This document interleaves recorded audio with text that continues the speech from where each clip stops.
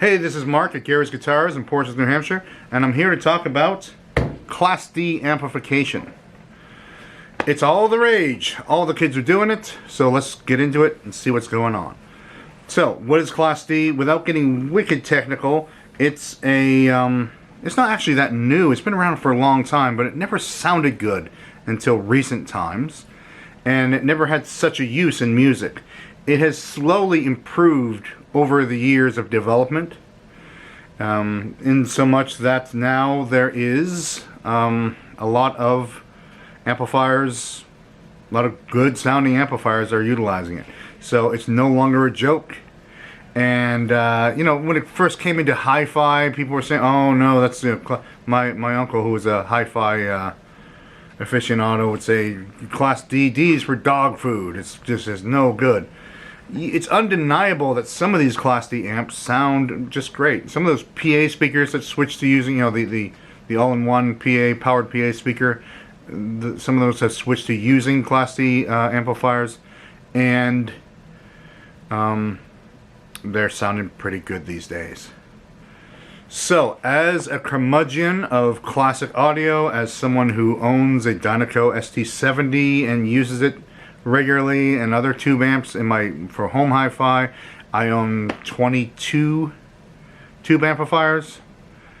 I gotta, you know, tip the hat a little bit to this Class D stuff. It's useful. So, what are its uses? First of all, it is ultra lightweight. It doesn't need a power transformer, and it doesn't need an output transformer.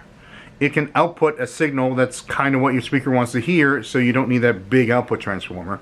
And on the power side, it can use a switch mode power supply, those kind of really simplified little power supplies.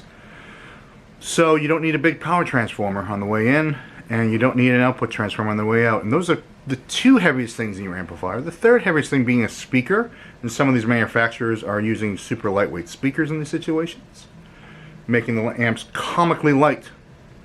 So there's advantage number one. A 200 watt bass amp, which is all you kind of need to gig these days because PAs are ridiculously powerful thanks to Class D amplification.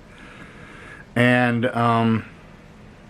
just comically light and easy to move around and sound good. So basically, to really take advantage of this in the guitar world especially, your signal gets digitized right away, and it gets modeled, for lack of a better word, like the Fender Rumble, of which there's one right here below, next to me.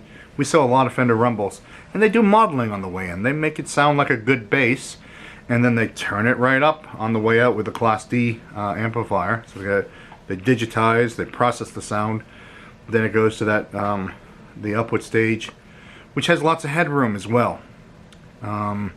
So when you buy like my personal Tone Master that I've talked about in the past here, I have a Tone Master Deluxe Reverb. So hello, my name is Mark, and I have a Tone Master Deluxe Reverb, and I'm okay with that. It is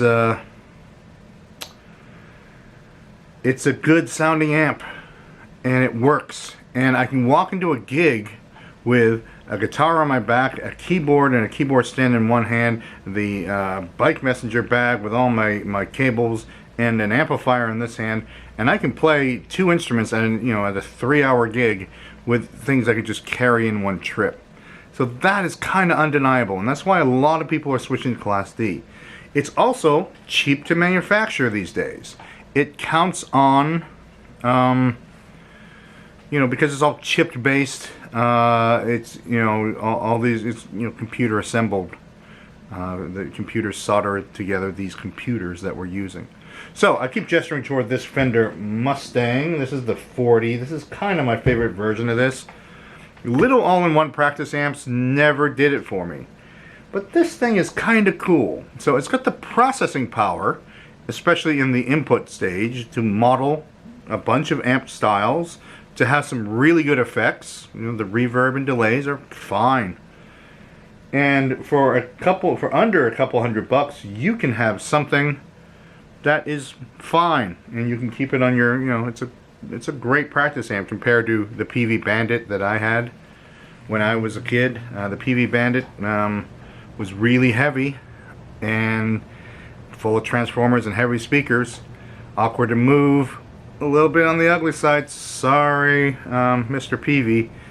I mean, it's a classic look. I get, what can I say? But this is, being such a simple design and being a largely empty box, they can do a little more design-wise on these. So, and the other reason this is fresh on my mind, talking about these amplifiers, is it's the way of the future. I noticed that Marshall is now going deep into Class D as a manufacturing thing. It makes a lot of sense for companies to get a digital modeling amp with a really loud output stage, and they have a low footprint, and as a matter of fact, my Toemaster is the size it is just because it's supposed to look like a regular deluxe. It doesn't have to be that big. And you see a lot of Class D amps that are miniaturized and that people love playing, like those little Yamaha amps, which we do sell here as well, and they just sound great, work great. Nothing bad to say about them. And so, as someone who's a lover of tube amps and a lover of classic hi-fi, it's difficult for me to admit that this Class D thing is really where it's at. But I find it useful to have a Class D amp in my, well, the bass player I play with also uses the Rumble. So there's a couple in my life, and I do recommend them for people. Now, the big question that people always say, or the aha moment, or the touche moment, so to speak, is who the hell is going to fix this thing when it breaks? And the answer is I don't know exactly. I can tell you this: the few Fender Rumbles that have come in, they've been around for nearly 5 years, I think, something like that. The few that have come in for repair have been repairable. The things that have broken aren't on the chip level. They were input jacks and power switches, stuff like that. So now, but when something really goes wrong, you got to put it in a box and send it to Arizona, assumably, or Mexico, maybe. Local techs will find these difficult to work on for sure. You need very specific equipment to work on them, and it's most likely that if you get a repair done, and I don't know if the warranty repairs through Fender or whatever, it'll be swapping a board, just like in your car, just like in your keyboard. I have a Nord keyboard that went a little kooky once, and I had to just swap the motherboard. They're like, you need a new motherboard, and I'm like, oh, yep, that's what you need, and it's most of what's inside there. So that's the way of that too.